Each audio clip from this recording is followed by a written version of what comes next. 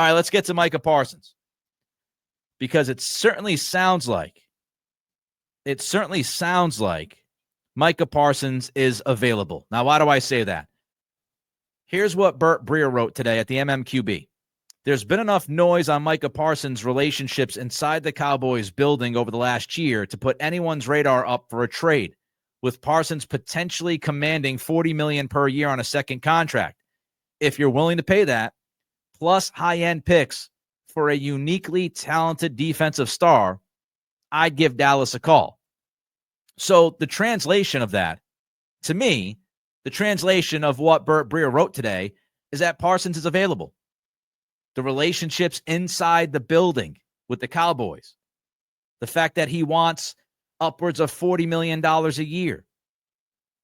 And if you're willing to pay that, as Burt wrote, he would give Dallas a call, which means Dallas is picking up the phone. Dallas is picking up the phone if you call on Parsons, which means he's available for the right price. He's available. The Cowboys would be open to trading Micah Parsons. And Burt is well-sourced in Dallas. He worked down in Dallas, so he's got a lot of connections in Dallas. I feel like if Burt is writing this, he's got some pretty good information that the Cowboys are at least willing to listen to offers for Micah Parsons. And Micah Parsons is one of the best football players in the league, offensively, defensively, whatever. He's one of the best players in the NFL. Hands down, one of the best players in the NFL. And if I'm the Patriots, I 100% place a call. I think you would be irresponsible if you run an NFL front office and you find out that Parsons is available. It would be irresponsible. It'd be malpractice to not pick up the phone and call Jerry Jones. It'd be nuts not to do. I mean, at least pick up the phone. Pick up the phone and find out what it would take. I would absolutely make that call. Whoever's making the call. We know Mike Vrabel's going to have final say, but whoever's making the first call, whether it's Elliott Wolf or Ryan Cowden or Mike Vrabel himself, whoever makes that call, you make the call and you ask. You at least ask Dallas, what do you want? Is Micah available? Get that answer. And if Dallas says yes, Micah Parsons is available, then you absolutely ask what it would take to acquire Micah Parsons, because players like Parsons don't become available very often. We're talking about a defensive player of the year type guy. I mean, you want to talk about impact. You could argue he's one of those quote unquote generational players. That's how good Micah Parsons is. And we know this Patriots roster, they need desperately blue chip players, top tier talent. Christian Gonzalez is a blue chip guy. Christian Barmore, fingers crossed, he comes back from the blood clot situation, is a blue chip guy. Drake May is a blue chip guy. Beyond that, tell me who else would be considered blue chip on this roster. The Patriots need top end talent, and Micah Parsons is a top end talent. He is blue chip. And when we talked about Myles Garrett will play most of the 2025 season as a 29-year-old. Parsons turns 26 in May. So we're talking about somebody who is smack dab in the middle of his prime. Blue chip player, smack dab in the middle of his prime. And he fills a huge void. Defensive edge is one of the biggest needs for this football team. You could look at receiver. You can look at tackle.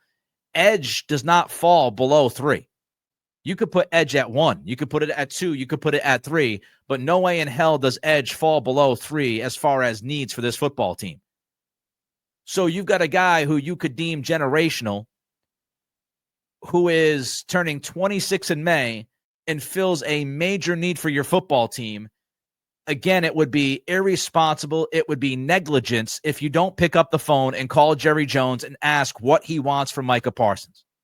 I would 100% make that call. Parsons would be a great fit for Mike Vrabel and Terrell Williams' defense.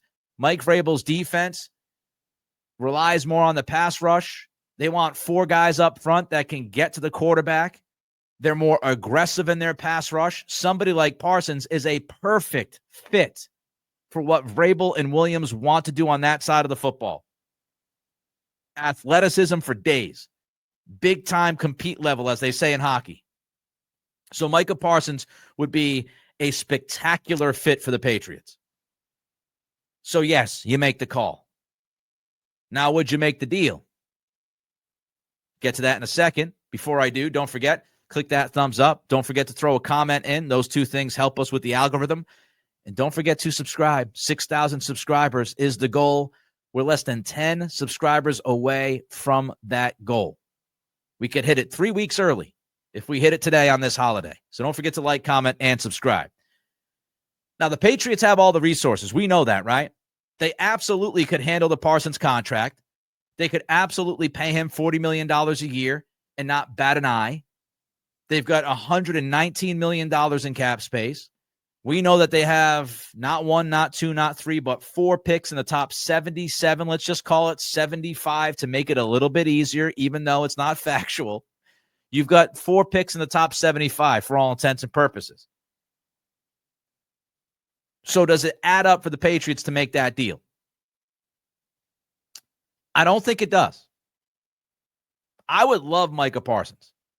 I would absolutely adore Parsons on the Patriots. But here's my problem. I think what it would take to trade for Parsons is just too significant of an ask for the Patriots to meet. I think it would cost this organization too much. And I'm not talking about money. I'm talking about the ask. If you're going to trade for Micah Parsons, I can't imagine Dallas even listening to an offer unless that offer starts with at least 2 first-round picks and more. I think that's where you start.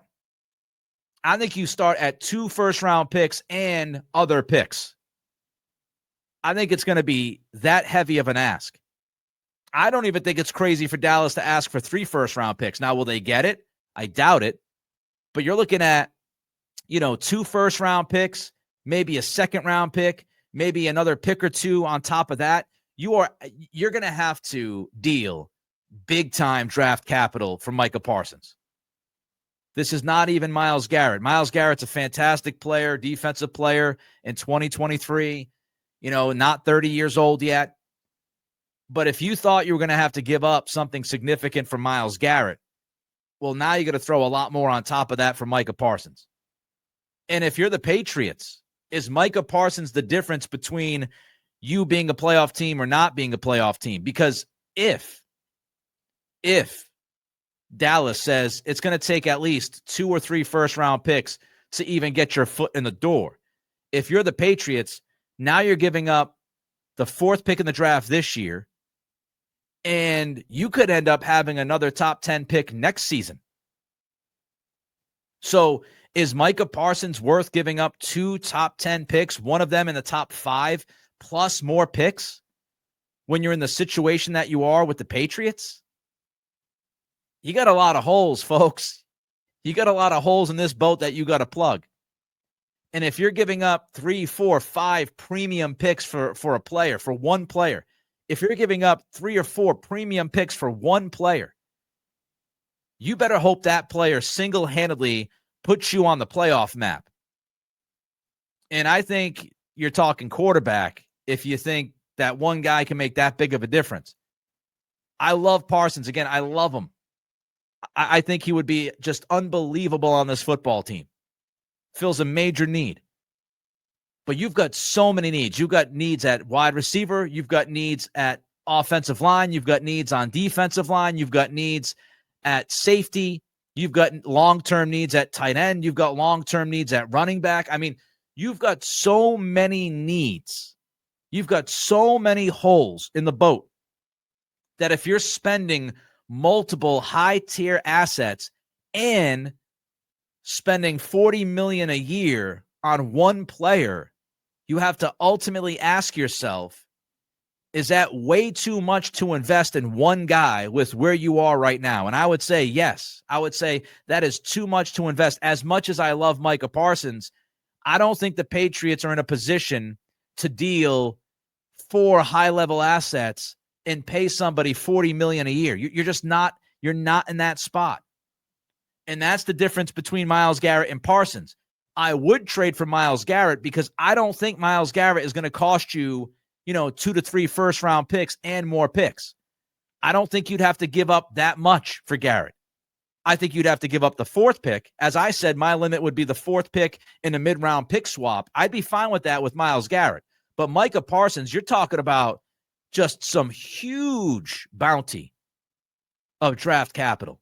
And I don't think the Patriots are in a spot right now to give up that kind of draft capital and spend that kind of money on one single solitary player. You're not one player away. A Micah Parsons trade is a one-player away trade. That's a trade that the Detroit Lions make. That's a trade that, the Commanders might think about. That's a trade that one of those teams are, entertaining. That's a trade that you might make if you're Philadelphia and you want to go back-to-back. So I don't think the Micah Parsons trade would make sense for the Patriots given how much it would take to make that deal. That is a different kind of deal. That is a we're going all in. We're pushing all of our chips to the middle of a table for that guy. And the Patriots just aren't in that position to push all the chips. They could push a chip. They could push a couple of chips, but I don't think they're in that position to push all of them chips for one dude. I think it would be too much. David, I'll get to your super chat in a minute, but Terry jumps the line with a $100 super chat on this President's Day. First of all, Terry, as I always say, I appreciate you. Incredible generosity, your support of the program. You continue to amaze me by just being willing to be a part of this community and also support it financially the way that you do. Nick, here is week of super chat since I need another hospital stay for my dumb knee. Oh man, another hospital stay for the knee. For those just joining us, Terry is an OG, a day one OG with the pod. And she recently had a replacement knee surgery. She was going through some PT, and looks like another hospital stay is on the way. That's tough, Terry. I hate to hear that. I hope everything is okay. Don't worry about us. Worry about yourself. We'll be worried about you. Heal up. Hopefully it doesn't involve another procedure. Hopefully you're good to go. But good luck, good fortune in that hospital stay. And again, I can't say enough. The $100 super chat, just amazing generosity. Thank you so much. David Colburn jumps in with a $5 super chat. Ace wide receiver is out, but back that truck up for Josh Sweat and trade question mark for Parsons. Defense would eat. Well, how much money you're going to put on the end? That's what my question would be. Look, Josh Sweat is a fun player. Josh Sweat certainly made a difference in the Super Bowl, but Josh Sweat has had his own injury history. Josh Sweat is going to cost you a decent chunk of change. So if you're going to pay Josh Sweat and Micah Parsons, my guess is that you're putting like $65 to $70 million annually at defensive end. I just don't see that happening, David. I don't see that happening. I don't think the Patriots are in a position to put, $65, $70 million at defensive end. One of those guys, yes. But I think it's a Josh Sweat or Micah Parsons thing. And again, I think Parsons would cost you too much. You want to talk about Josh Sweat? I think that's a reasonable conversation to have. Vitalix jumps in with a $5 super chat. My limit would be the number 4 pick from Miles, but we can't be going after players like Parsons. Plus, I've seen him disappear in big games. Might be blasphemy, LOL. Does he disappear in big games, or do offenses plan to take him out in big games? Do they devote so much attention to him because he's such a beast that they're doubling and sometimes triple teaming him, which makes it very difficult? I'd have to go back and watch every Dallas Cowboys postseason game, which I don't want to do. That does not sound like one of my favorite pastimes. But you'd have to look into it and see why, if he does, quote unquote, disappear. Why is it? Is it just he's not a big game player, or is it offenses are just running away from him and also scheming against him and scheming for him? I think he would be a game changer. I think he's a tremendous football player. But Vitalix, thank you for the 5. I tend to agree with you. I think it would be, probably way too much money and assets.